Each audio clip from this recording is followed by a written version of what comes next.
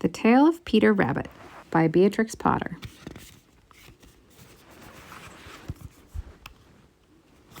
Once upon a time, there were 4 little rabbits, and their names were Flopsy, Mopsy, Cottontail, and Peter. They lived with their mother in a sandbank underneath the root of a very big fir tree. "Now, my dears," said old Mrs. Rabbit one morning, "you may go to the fields or down the lane, but don't go to Mr. McGregor's garden. Your father had an incident there. He was put into a pie by Mrs. McGregor. Now run along and don't get into any mischief. I'm going out." Then old Mrs. Rabbit took a basket and her umbrella and went through the wood to the baker's. She bought a loaf of bread and 5 currant buns. Flopsy, Mopsy, and Cottontail, who were good little bunnies, went down the lane to gather blackberries.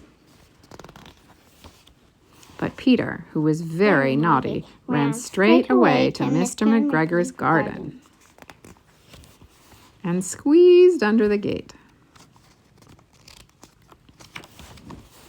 First he ate some lettuces and some French beans, and then he ate some radishes.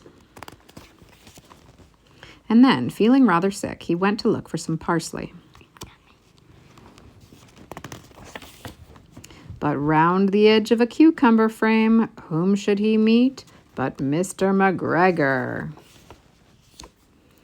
Mr. McGregor was on his hands and knees planting out young cabbages, but he jumped up and ran after Peter, waving a rake and calling out, "Stop, thief!"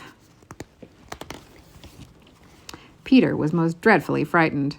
He rushed all over the garden, for he had forgotten the way back to the gate. He lost one of his shoes amongst the cabbages. Little bird.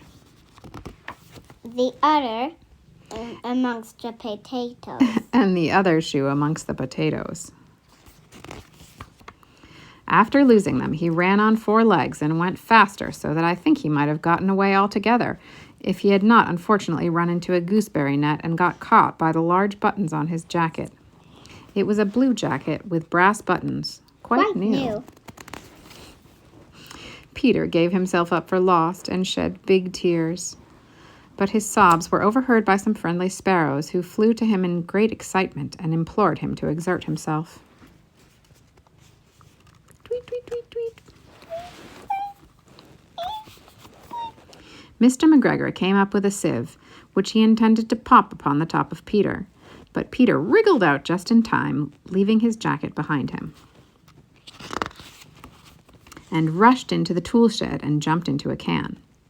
It would have been a beautiful thing to hide in if it had not had so much water in it. Ploof. Ploof. Mr. McGregor was quite sure that Peter was somewhere in the tool shed, perhaps hidden underneath a flower pot. He began to turn them over carefully, looking under each. Presently, Peter sneezed. Achoo! Mr. McGregor was after him in no time, and tried to put his foot upon Peter, who jumped out of the window, upsetting 3 plants. Tissue. The window was too small for Mr. McGregor, and he was tired of running after Peter. He went back to his work.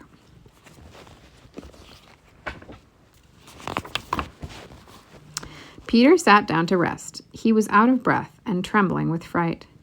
He had not the least idea which way to go. Also, he was very damp with sitting in that can. After a time, he began to wander about, going lippity-lippity, not very fast, and looking all around. He found a door in a wall, but it was locked, and there was no room for a fat little rabbit to squeeze underneath. An old mouse was running in and out over the stone doorstep, carrying peas and beans to her family in the wood. Peter asked her the way to the gate, but she had such a large pea in her mouth that she could not answer. She only shook her head at him. Peter began to cry. Poor Peter. Then he tried to find his way straight across the garden, but he became more and more puzzled. Presently, he came to a pond where Mr. McGregor filled his watering cans. A white cat was staring at some goldfish. She sat very, very still, but now and then the tip of her tail twitched as if it were alive. Peter thought it best to go away without speaking to her. He had heard about cats from his cousin, little Benjamin Bunny. He went back toward the tool shed, but suddenly, quite close to him, he heard the noise of a hoe. Scritch, scratch, scratch, scritch. Scratch. Peter scuttered under the bushes. What do you think that is? Mr. McGregor. Oh, it's Mr. McGregor. But presently, as nothing happened, he came out and climbed upon a wheelbarrow and peeped over. The first thing he saw was Mr. McGregor hoeing onions. His back was turned toward Peter, and beyond him was the gate.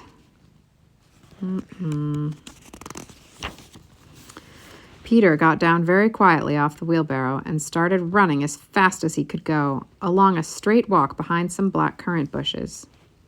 Mr. McGregor caught sight of him at the corner, but Peter did not care. He slipped underneath the gate and was safe at last in the wood outside the garden. Mr. McGregor hung up the little jacket and shoes for a scarecrow to frighten the blackbirds. Yeah. Peter never stopped running or looked behind him till he got home to the big fir tree. He was so tired that he flopped down upon the nice soft sand on the floor of the rabbit hole and shut his eyes. His mother was busy cooking. She wondered what he had done with his clothes. It was the second little jacket and pair of shoes that Peter had lost in a fortnight. I'm sorry to say that Peter was not very well during the evening. His mother put him to bed and made him some chamomile tea, and she gave a dose of it to Peter. 1 tablespoon to be taken at bedtime. But Flopsy, Mopsy, and Cottontail had bread and milk and blackberries for supper. The end. The end.